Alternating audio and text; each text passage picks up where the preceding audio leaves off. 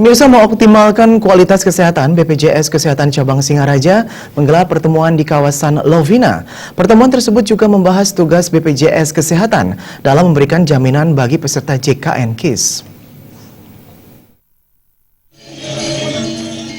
Di era JKN KIS, BPJS Kesehatan memiliki tugas untuk memberikan jaminan bagi peserta JKN KIS dalam mendapatkan pelayanan yang sesuai dari pelayanan kesehatan, baik di Vaskes pertama maupun Vaskes tingkat lanjut yang menjalin kerjasama.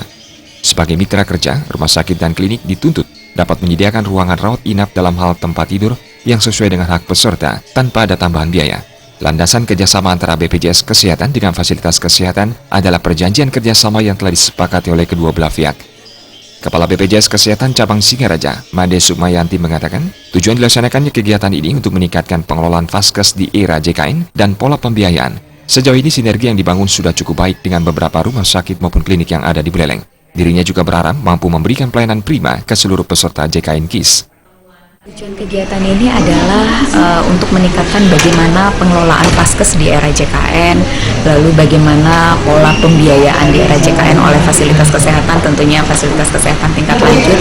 Dan nanti karena di sini ada dua pembicara, ada juga terkait bagaimana membina hubungan kerja yang baik, harmonisasinya yang enak, jadi pekerjaan itu dapat terselesaikan dengan baik, bermitra kerja dengan beberapa stakeholder seperti itu. Ini sinerginya sudah baik, tapi ini akan kami tingkatkan kembali agar komunikasinya tidak ada yang terputus, semuanya terinformasikan dengan baik gitu.